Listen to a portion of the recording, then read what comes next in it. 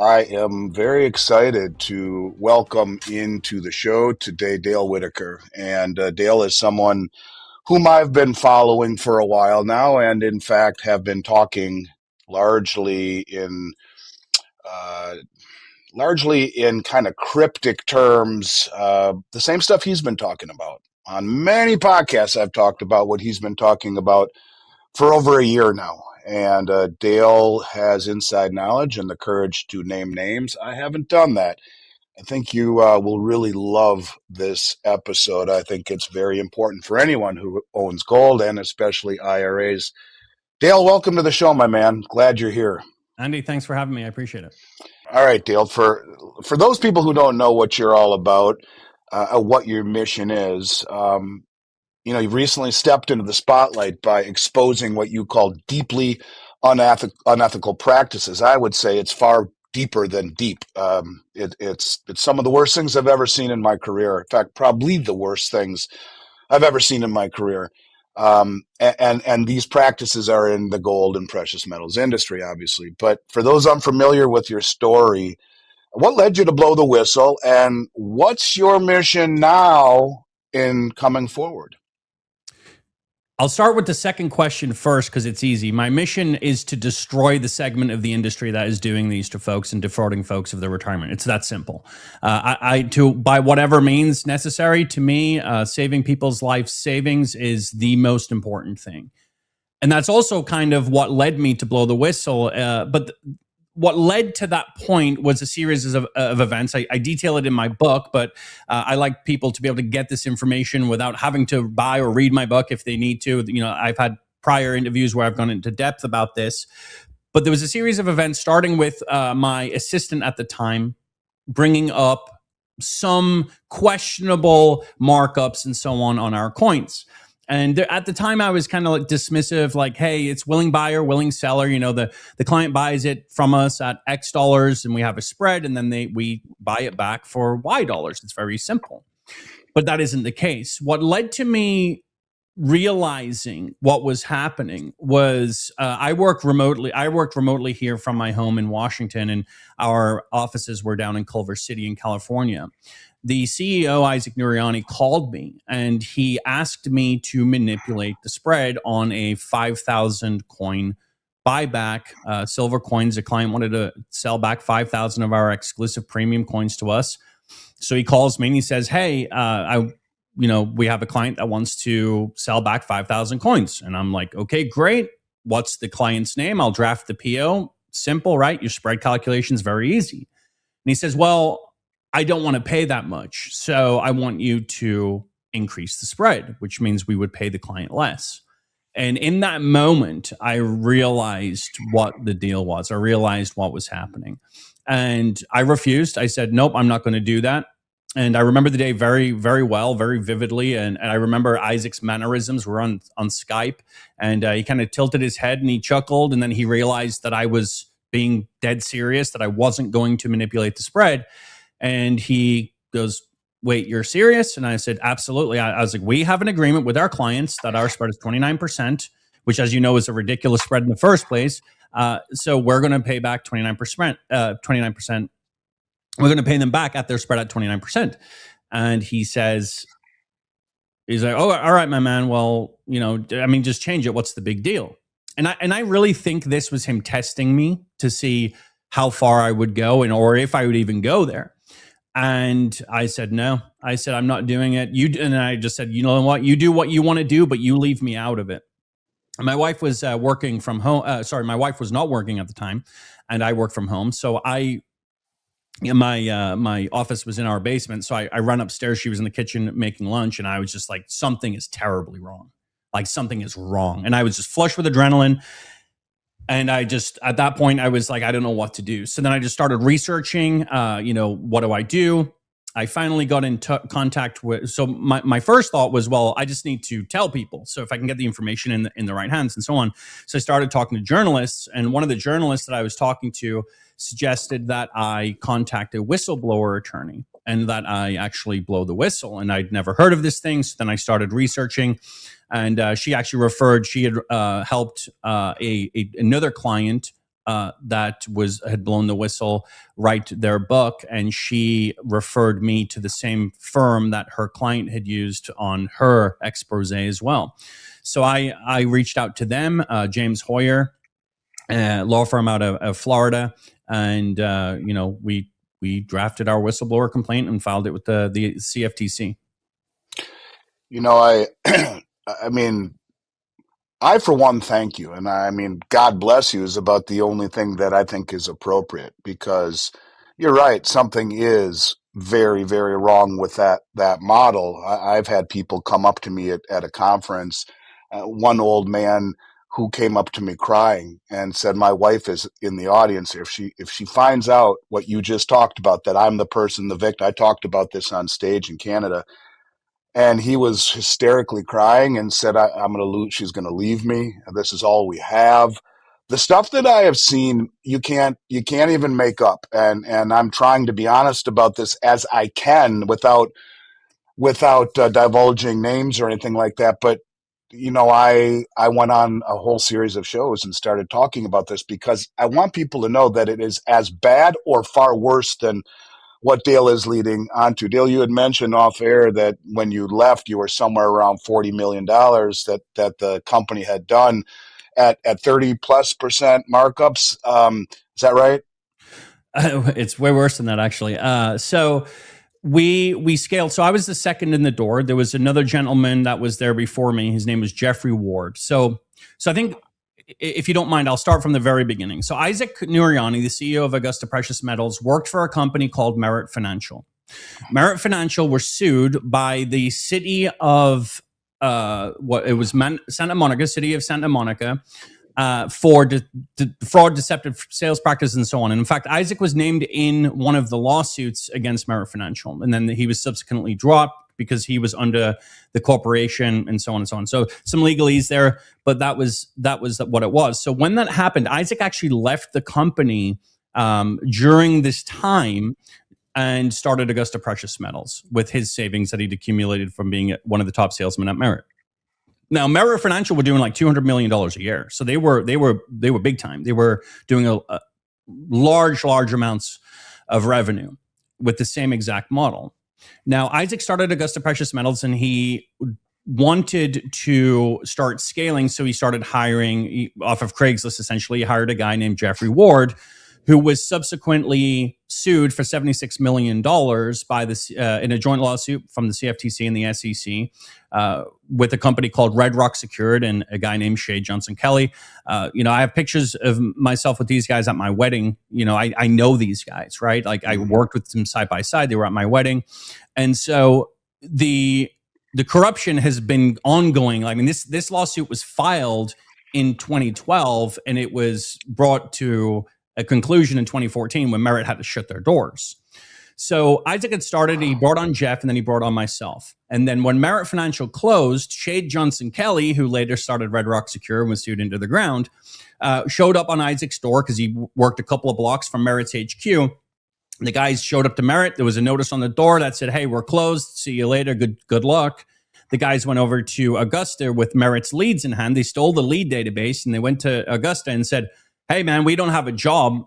Are you ready to go with Augusta? Because they knew, like, he was good friends with Shay Johnson Kelly, so they knew that he was starting Augusta. And Isaac just converted his living room into basically a boiler room sales floor. And they took the Merit leads and they start cold calling leads, and it kind of blew up from there. So we went from doing, like maybe a few $100,000 in 2014 to in 2016, 17 doing like $42-45 million in gross revenue with about a 15 to 20% net profit margin, which, as you know, in the precious metal space, that net profit margin just does not exist. 5 or 6 times what we make. Yep. At 15%, we'll do $700 or $800 million in sales. That's the only way you stay in business, is to be competitive at 2%. 2.5%, it would be great if you can get it after all the expenses and shipping that you pay for. And it's 1% or less typically. I'm sorry, keep going, please. Yeah. So no, you're fine, and you're exactly right. I think that contrast is really important. Now, I was not in the precious metals space before this. I was a freelance accountant at the time. I was picking up gig work, and I was doing like, I'd take a client's full year stuff, and I'd sit down, and over an 8-hour period, I'd crank out financial statements. That was kind of my gig at the time. And so the way that I happened upon Augusta was just through doing gig work. Then I got offered a full-time position there, which I subsequently took. And there were some things, I guess, over the years where, red flags, hindsight 2020, things that when put together cumulatively make it so obvious that this was happening. But because I was here in Washington State and the headquarters were down there, I didn't really get direct access to the sales floor. I didn't see the dynamic of the sales floor and how the salesmen closed sales, how the salesmen interacted with customers, and so on. And the way that they do this is a lot of it's fear mongering. A lot of it is honestly just brute force. And they kind of use what I call the car dealership method. If anyone's ever bought a new car and you go to a car dealership and they keep you there all day, right? And they kind of break you down over time and try and sell you these packages and all this other thing. They kind of do the same thing where a client will be on the phone and they'll start building rapport with them. And sales can take days instead of just being like, hey, I want to buy gold American Eagles. And, here we are and we're done, right? Out the door. Very simple. Well, they don't do that.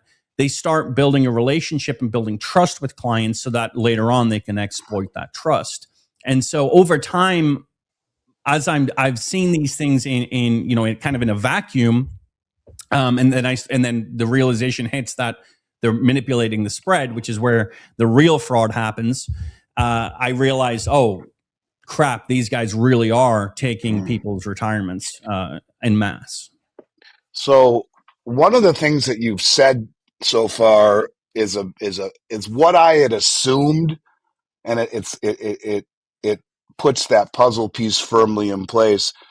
When I've been talking about this on other shows, Sarah Westall, Kyle Seraphan, both shows you've been on, Beyond Mystic, talked about it with Adam Taggart, Robert Kiyosaki, all sorts of people. We've talked about this.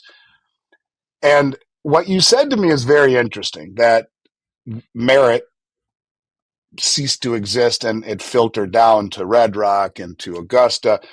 When I'm on these shows, I say something without mentioning names. And the interesting thing is that every single one of these companies, and there's a few you haven't mentioned yet, they all do the same thing. They all do the same thing, and that is they sell quarter-ounce gold coins at typically, like between 1,000. Well, now that it's I was saying this when it was 2,000 an ounce, but it's, they'll sell it at huge spreads above, but they're always quarter-ounce gold coins from mints that you've heard of, but the design you've never heard of. They're coins you've never heard of, like a quarter-ounce grizzly bear from the Royal Canadian Mint. Well, they don't make a quarter-ounce grizzly bear unless it's a special edition. They call it a special edition, in other words. So what I'm assuming these companies do is they go to the Royal Canadian Mint or to the Perth Mint or the Mint in the UK, and they will strike a deal to buy a mold or create a die, make their own coins that they have exclusivity to, and then they call it special or whatnot. And the same thing is true with silver, always somewhere between 1/2 ounce and 1.5 ounce at massive premiums. But what I'm getting at is that you have 5 or 6 companies and they all do the same thing. Every one of them.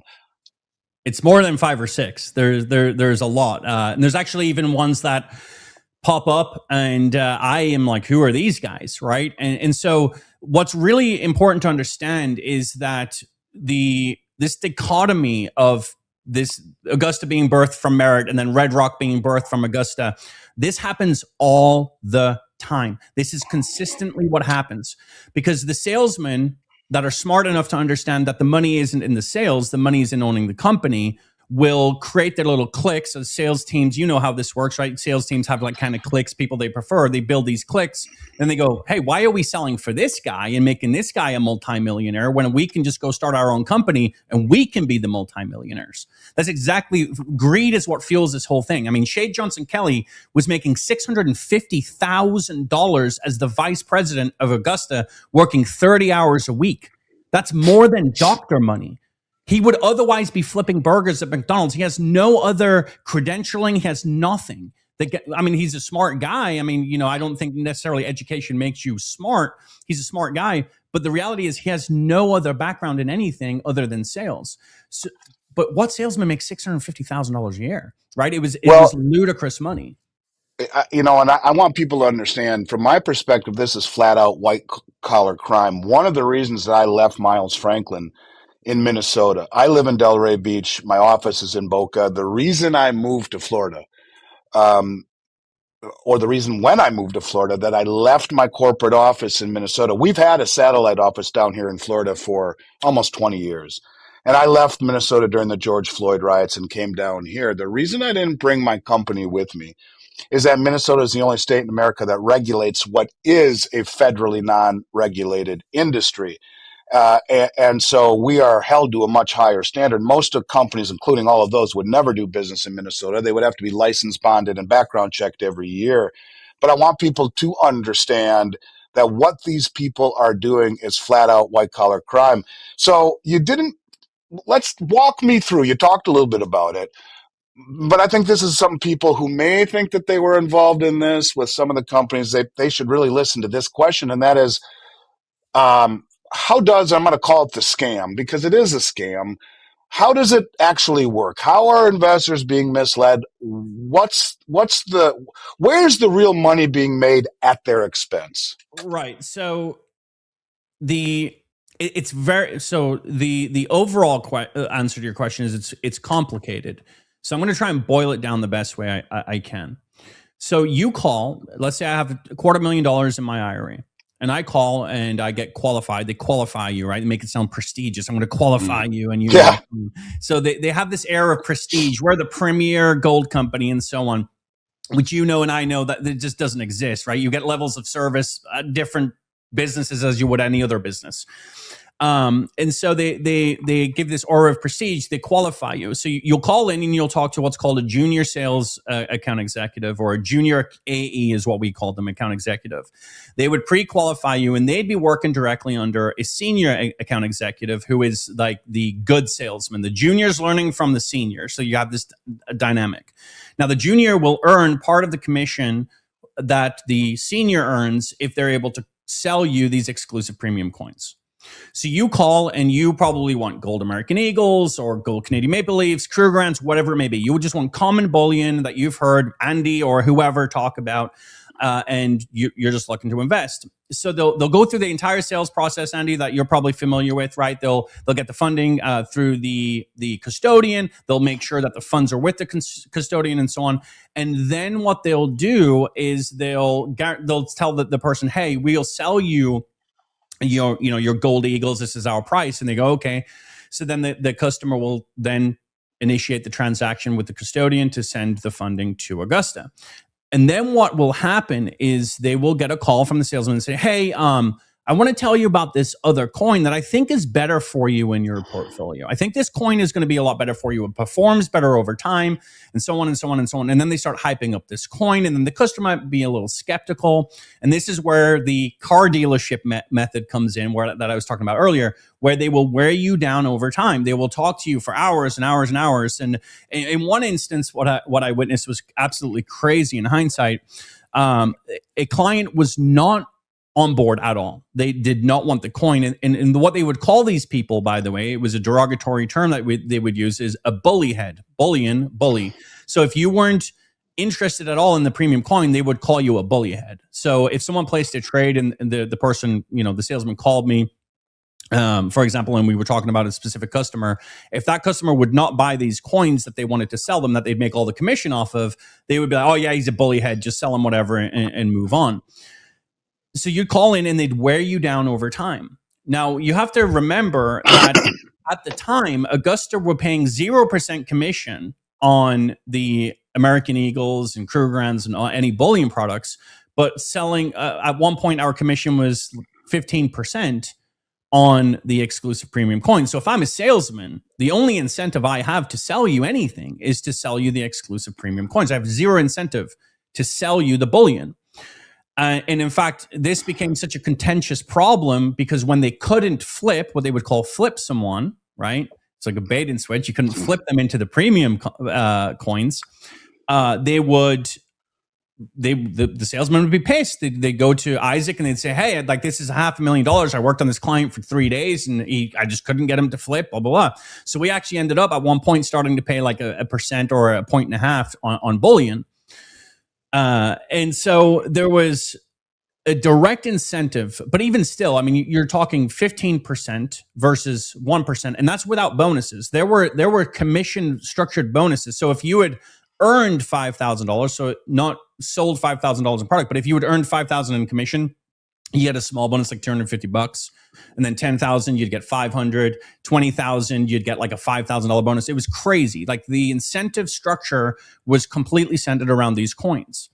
So a lot of people, and I'm sure you've witnessed this, like with that gentleman that you were talking about earlier, they when I'm talking to them, they say, I'm so embarrassed. I'm embarrassed. And I've seen many highly intelligent people, like people with PhDs, that were swindled.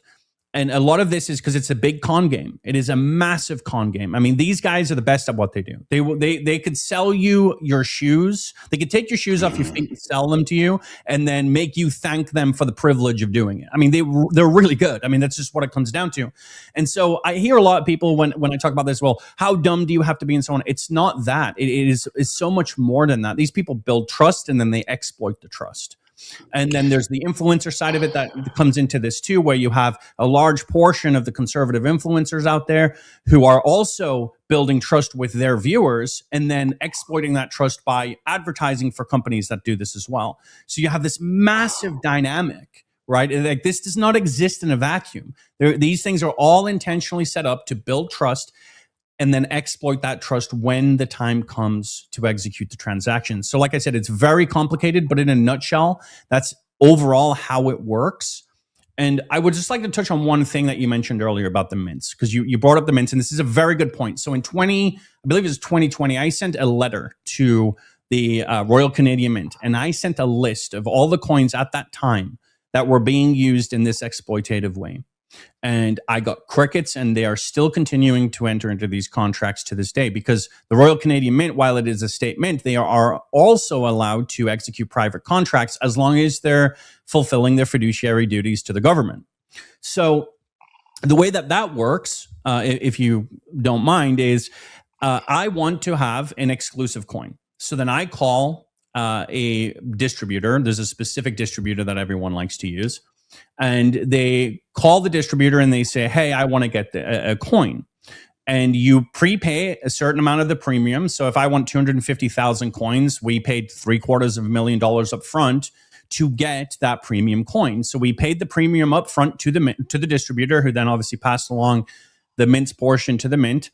And then the way that the Royal Canadian Mint do it is they cannot mint any coins that cannot be distributed in Canada. So what they do is they mint the coins, and they mint like a small batch for Canada, like maybe 5,000 coins that they sell on their website or whatever and make available to the public in Canada. But then what they do with the United States market is they say, hey, you, Augusta Precious Metals, have the exclusive distribution rights to this coin in the United States. So no one else can enter into the primary market for that coin. Only Augusta can sell, for example, the silver Canadian half-ounce bald eagle, which is one of the first coin that I had helped broker for them with the distributor. And now you might say, well, why would they do a silver Canadian eagle? Well, they do a silver Canadian eagle because people who want to call and buy a silver American eagle, it's a very easy sell to say, oh, we have the silver Canadian eagle. It's a much nicer coin. It looks a lot nicer, whatever it may be. And so then Augusta, having that primary market and the sole ability to sell that coin in the US market, has control over two things: supply and demand. And as you know, Andy, the two major things in any economy are supply and demand. That's what controls pricing. So if I control the supply and I limit mintage to 250,000 coins, for example, and then I'm talking to my clients on the phone and I'm telling them, hey, we're only minting 250,000 of these, and this is also part of the reason why these coins are so expensive, then the client, understanding those two basic economic principles, will go, oh, okay, yeah, this makes sense. And they call them exclusive, premium, they hype them up, all that kind of stuff as well along the way. And so then they use the fractional denomination that, as you also touched on, which is to further confuse folks because it's really hard for folks to do quick math on the film when you're working in half ounce denominations or quarter ounce or 1.5 ounce. They do those too, 1.25 ounce, right? So they use these fractional denominations to further confuse folks when they're talking about the price on the film. And in fact, it's actually pretty complicated because, as you know, when you're doing these analysis for folks who have been scammed, the first thing that I do, and I actually developed a calculator on my website to do this for folks at dalewhitaker.com, just a short plug. But if you go to dalewhitaker.com, there's a calculator on there that you can use to see if you've been swindled. And what that calculator does is it basically converts everything to 1 ounce denominations so that we have a linear playing field. So we can say, okay, if you had bought 1 ounce bullion coins at the same time, assuming a 10% premium, which is somewhat high sometimes, but just assume a 10% premium, this is how many more ounces you could have purchased had you not have purchased these other coins. So we do this conversion to get everything on a level playing field. And it's amazing how much value is lost just in that.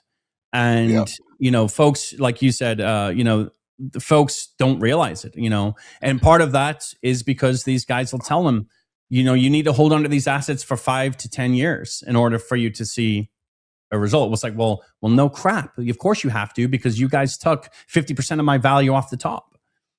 Yeah, and one of the things I'd like to mention, just pull on a couple strings. You talk about, they call them premium coins. So we have a very robust relationship with the Royal Canadian Mint, and we have storage facilities in Toronto and Vancouver and Montreal for the last 15 years. And I've been to the RCM, and we have many RCM business associates that we call almost borderline friends. And along the way, we built a 2 ounce coin on the Canadian Rocky Mountains, right? We designed it. Same thing that you're talking about. And we sell them for less than the silver maple leaf. We don't call it a premier coin just because we control it and control the spot. Actually, the supply and the demand. We want people to have a better deal on it, and so we are able to sell it for less than the regular maple leaf, because one of the things that's important for people to understand is that demand really on any of these oddball coins. And one of the things the Royal Canadian Mint will not let you do is to do something that is what you can't make your own silver maple leaf with a different design on it. It has to be something completely different. The point of it is that when these people call us and say, yeah, I got these half ounce Canadian bald eagles, what's it worth? It's never going to be worth for any other dealer in the United States more than 99% of melt value, because there is no demand for that stuff anywhere. They create an artificial synthetic demand. So if I were to buy $1 million worth of those from someone who was defrauded, help them get out of it, they would sit on my shelf collecting dust. No one's going to buy them. And so it's the cost of carry. So we just melt them down and do whatever with them. Point of it is, they are not premier at all, and in fact are anything but that. I'm glad that you explained that. That's a big deal. People should understand that.